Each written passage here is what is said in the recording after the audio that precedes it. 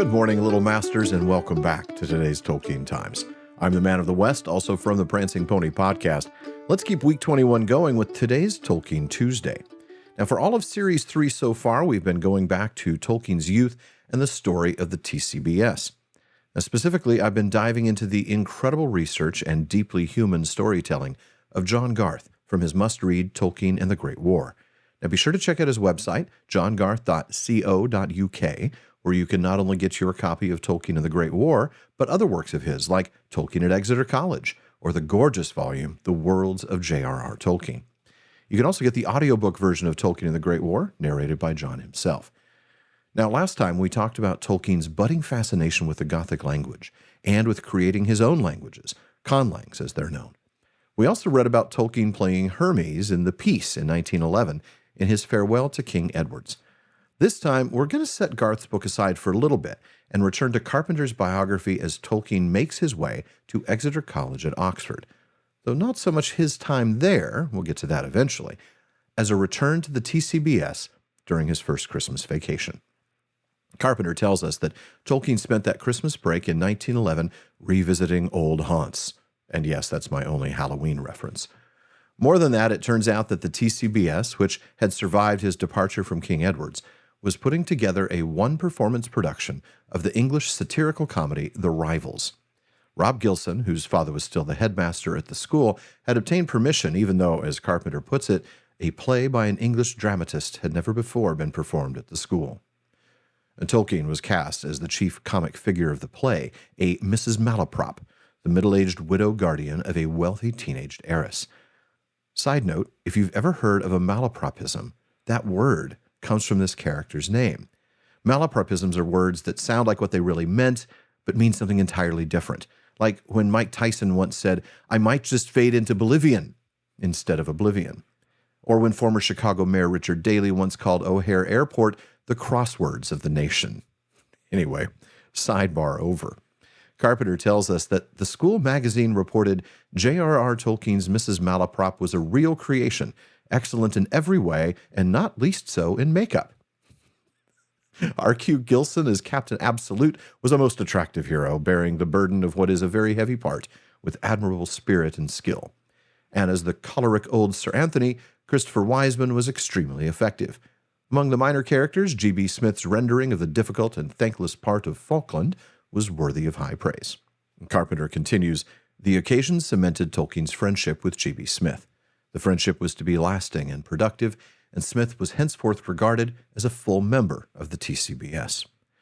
Now I want to go ahead and go back to Garth's book and have a look at the same time frame. Recall Carpenter saying that the TCBS had survived Tolkien's departure from King Edward's? Well, that doesn't mean he wasn't missed. Garth explains that in October of that year, 1911, Gilson wrote, "The passing of certain among the gods seems almost to have robbed the remainder of the light of life." No one had died, Garth explains. What he meant was that Tolkien was sorely missed, along with others, including Tea-Cake Barnsley, who'd ended up at Cambridge. Garth says that Gilson went on, "Who knows whether the Tea Club will ever meet again?" Of course, they had gone on meeting, and up to their usual ways, as Garth tells us that during a mock school strike, they demanded that all overdue book fines be sequestered to pay for tea, cake, and comfortable chairs for themselves. I like these guys. Now, I'm not sure if I'd mentioned this in an earlier Tolkien Tuesday, but Tolkien and the Great War tells us that the professor was once the librarian. That is, he was the librarian at King Edward's School during the end of his tenure there. Well, Rob Gilson was his successor, and apparently did so in style. So much so that, according to Garth, the school's newspaper sternly admonished Gilson to induce the library to assume a less exhibitionary character. Except, and here's the kicker, the editors of that newspaper, called the Chronicle, were Christopher Wiseman and Rob Gilson. As Garth puts it, the TCBS cultivated its conspiratorial air with sly ostentation. Well put, sir. Now, Garth does mention the production of The Rivals and points out that G.B. Smith's full introduction into TCBS membership was, in a way, his replacing Vincent Trout. Now, I mentioned him in the very first Tolkien Tuesday of this series, week 17, when reading from Garth's foreword to Tolkien and the Great War. Now we learn a little bit more about this young friend of Tolkien's, again from Garth's work. Trout had now gone down to Cornwall to get away from Birmingham's polluted air. But in the new year, 1912, on the first day of the Oxford term, Wiseman wrote to Tolkien, "Poor old Vincent passed away at 5 o'clock yesterday morning. Mrs. Trout went down to Cornwall on Monday and thought he was getting better, but he was taken very ill on Friday evening and passed away in the morning. I expect a wreath will be sent from the school, but I'm going to try to get one from the TCBS specially."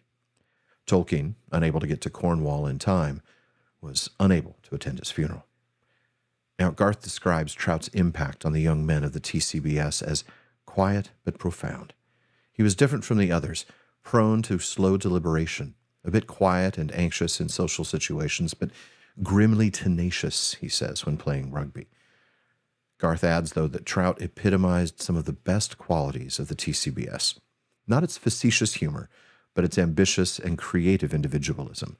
For in moments of seriousness, the key members of the circle felt that they were a force to be reckoned with. Not a grammar school clique, but a republic of individuals with the potential to do something truly significant in the wider world. Well said, Mr. Garth.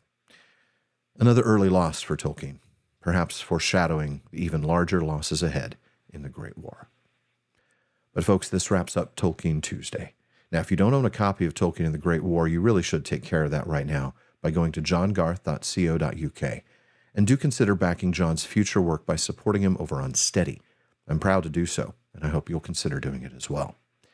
Please visit patreon.com/Tolkien Times to learn how you can support this show, get an ad-free feed, a monthly hangout with me, a bonus weekly episode, and a whole lot more.